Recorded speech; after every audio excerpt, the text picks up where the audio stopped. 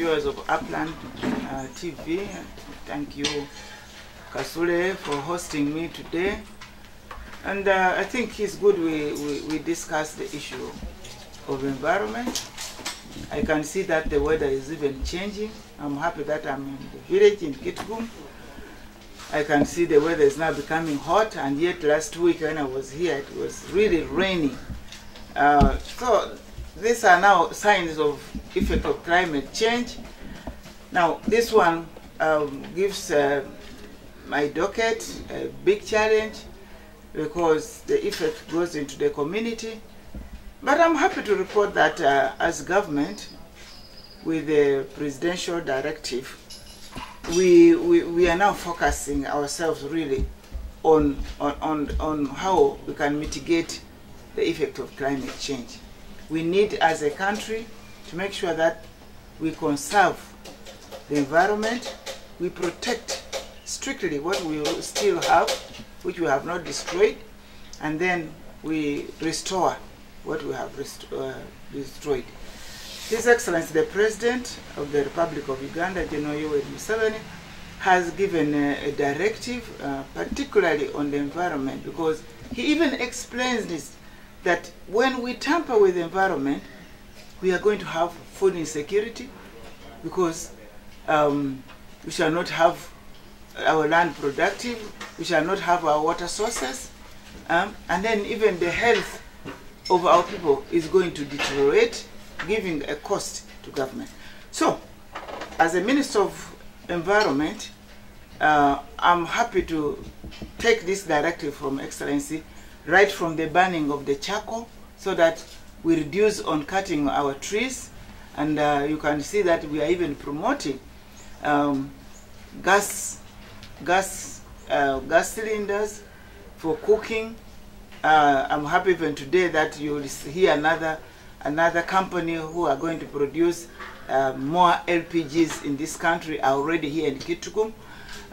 So we are giving our people an alternative to charcoal use. But also other areas like the forests. The forests, we are making sure that we are restoring those which are being degraded. We are already putting pillars, demarcating them. The biggest challenge we still have is the wetlands.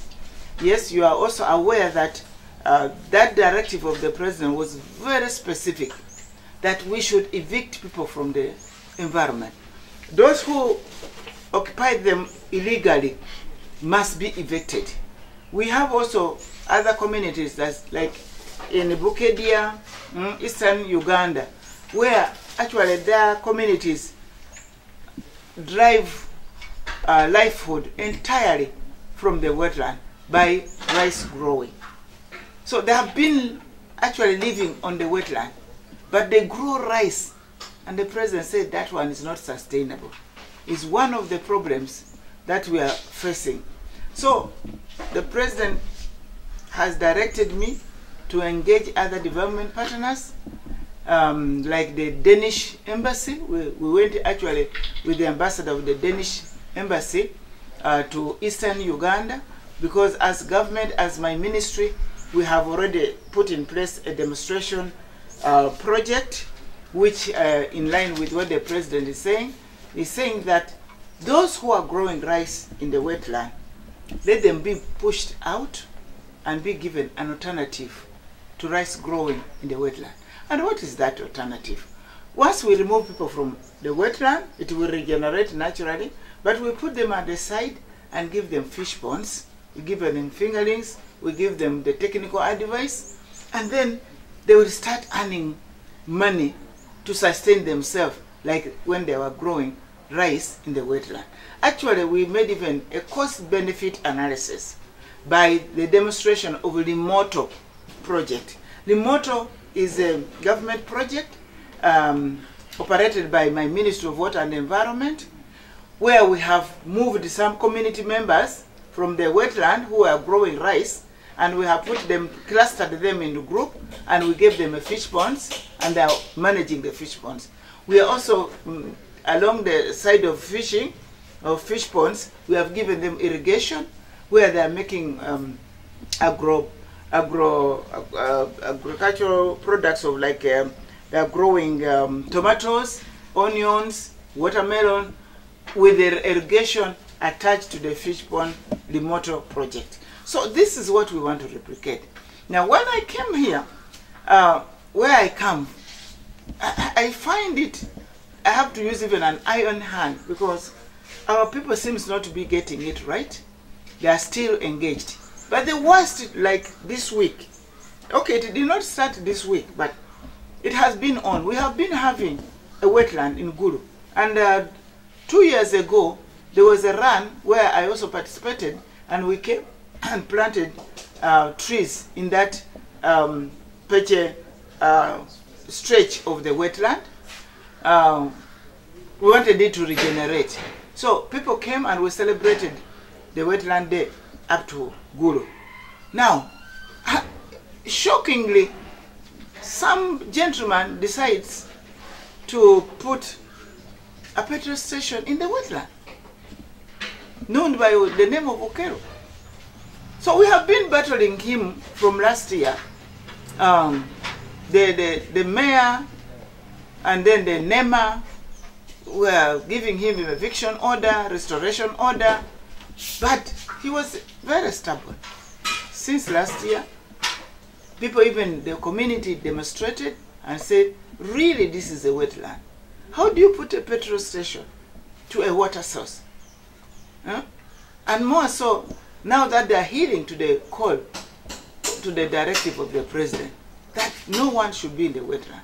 People should be evicted. So the community got up and they were taking it in their hands, until also NEMA and the other government agencies, we pushed him out. But stubbornly, Okero keeps on coming back. This week, I was shocked. Actually, Monday, I was in cabinet. On Tuesday, I got this information that you know what? This gentleman has gone to the council, and the council has made a resolution that, you see, let this guy continue putting up his petrol station, and maybe we add him even another piece of land so that he's comfortable. I couldn't believe it. I couldn't believe it. I thought we were having this struggle together with what? With the councillors, the people's representatives. But you never know what could have happened. I hear allegation that they were bribed or something like that. Like even our people of NEMA, we had an allegation that they were also bribed to give initial certificate, which was wrong. However, when I heard that, I thought this is no longer acceptable. I rang Brigadier Isoke, who's heading the anti-corruption unit in the president's office. I said, we need to get on top of this. Because if the bribery is also alleged to be included, that is a really serious issue. And the environmental aspect is overlooked because of corruption. I'm really happy to report that when I talked to Brigadier Isoke, that was on Tuesday evening, by Wednesday, he had sent a team to Gulu. He sent his team, and he reported back that he got the culprit, who is none other than the stubborn Okero. By the way, this Okero, he had also been chased away from Lira. He had already started actually the same degradation, and the people of Lira ganged up and pushed him out. Now he was also coming to Gulu.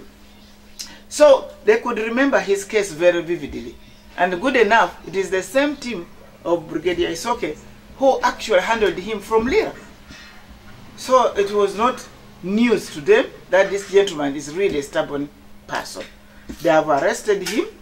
By yesterday, he was arraigned in the courts of law, and I hope this one sends a very strong signal. Starting from Kitgum here, we cannot afford, we cannot afford to continue degrading the environment without being conscious of the effect to the community, including our Page Bank. We are having a project which is going to come very soon to desilt this river again, to actually even arrange the banks of the river to be protected. This is the only source of water. As I speak right now, I don't have water in the house.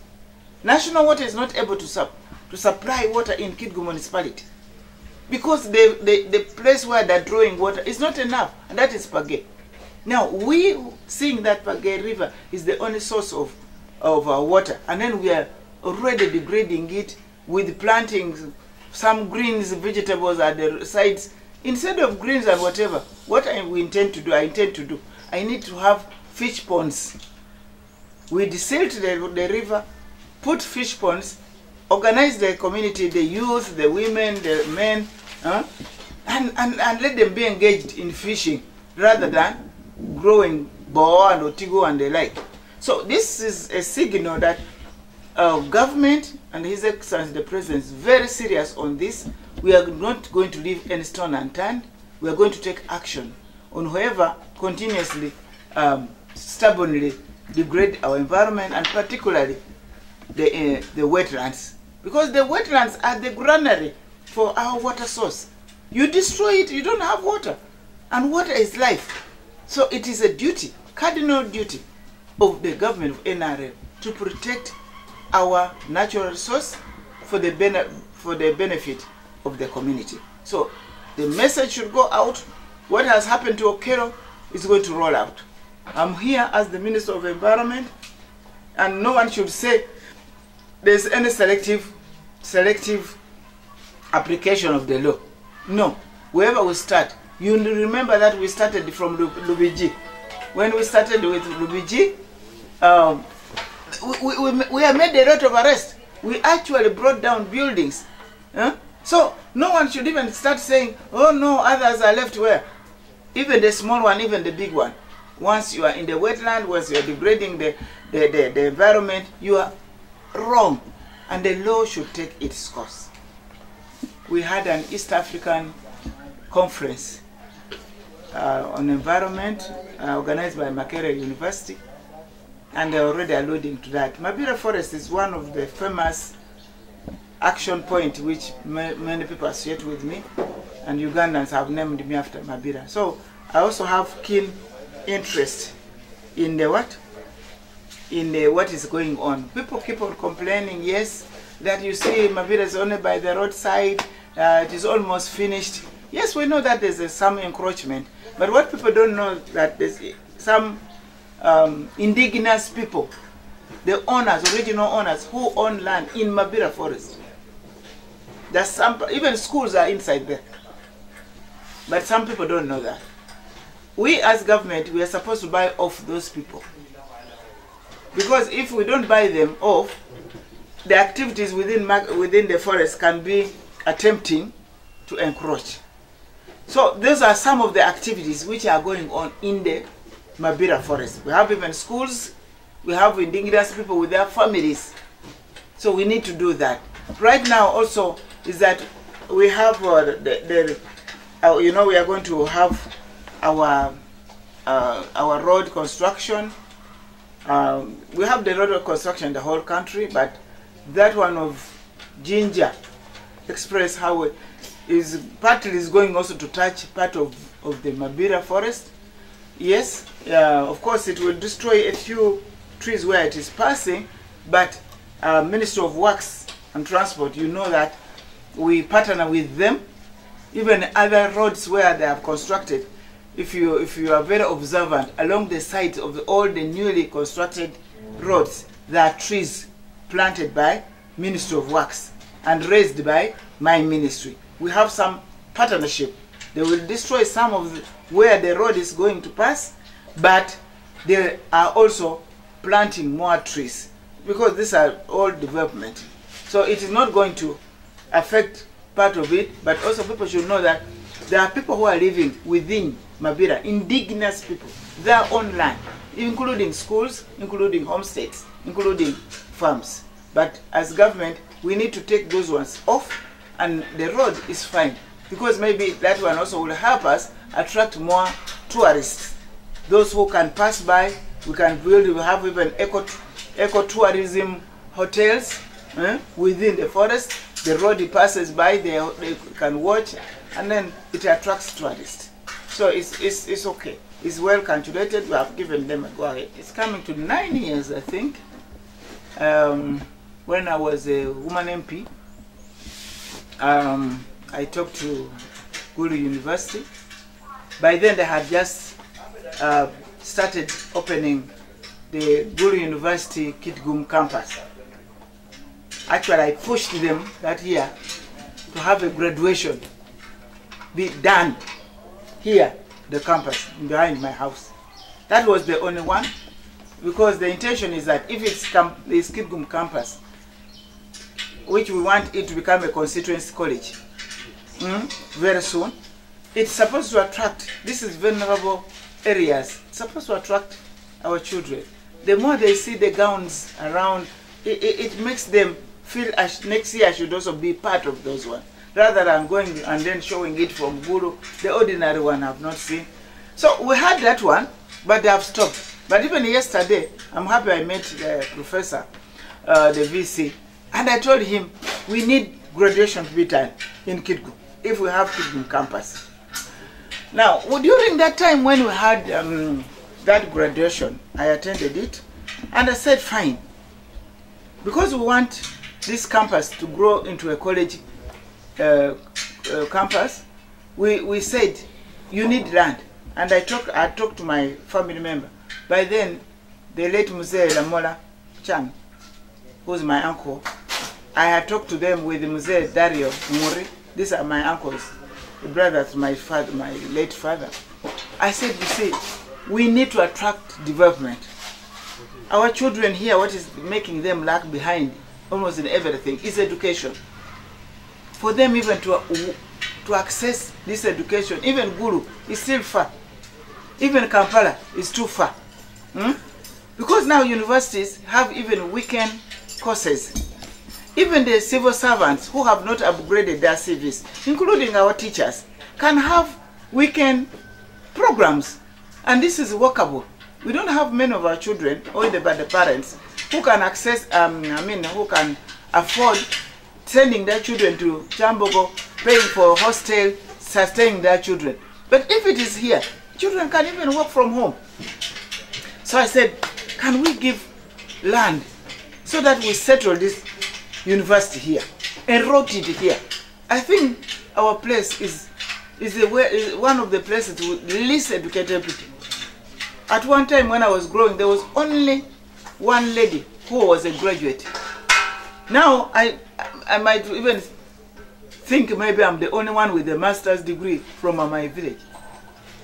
That means it is the level of literacy is very low. So they took the word and said, okay, let's sit down as a family. Then they said we can give them 100 acres of land to settle, and that is our place here in Okiri, the Mola. And they made a resolution, they wrote, and we gave it to Gulu University. All these years, they have been sleeping on the job. We even one time we threatened that maybe you don't want to use it, because once we gave that land, there were others who started saying, no, we have even bigger land. You come, we can give you 300, we can give you 500. You see? Because they were seeing it coming with some benefits. But then for them, they were divided. Then we had other branches of Gulu University, which has taken off because people are behind them. Even we can't tell why the ministry took so long to allocate funds. But you ask me a question whether that land is still there and safe. I want to be categorically clear. As a family, we had threatened to withdraw it, but they have already gotten a title for it, and the land is secure. The only thing is that we want them to come and put the structure as soon as possible. For us as a family, we gave them without a payment of 1 coin, no shilling. The university did not pay even a coin. And in Uganda, I don't know where do you get that land for free. There are not many. So for us, once it is established, We know that it is for the general goodness of this region and Uganda at large. Because as a university, it will be bringing other children from other parts of the country. But our children are core to benefit. Look at it, be inspired, and go to the university. 2, the community and my family around the university, we shall benefit from externalities. These are the benefits accruing to the existing development. As I speak now, you know that I put there electricity. The lines for power have already been in place. I've told National Water to start taking water that side. What we shall want is that Ministry of Works, that curve of the road that comes through, that must be tarmacked. Then what is now lacking from the community, they have to grow food that will feed the university. They have to build the hostels that our students will be in. They have to put houses, decent houses for our lecturers that can be there. Those are the accruing benefit of an institution huge as a university to come in the community. That's why we are able to give it free of charge. But we look forward for it to benefit a bigger community. Now, so it is safe and we're looking forward. But I also want to be on record that I was so happy with the formula the Vice Chancellor of Guru University gave, affirmative action for our people here. And this one must be amplified. Our students who want to do medicine, we have affirmative action, which the Vice Chancellor gave us. My children, take advantage of this. Let's have more people taking sciences. Let's have more people trained as doctors. I thank you.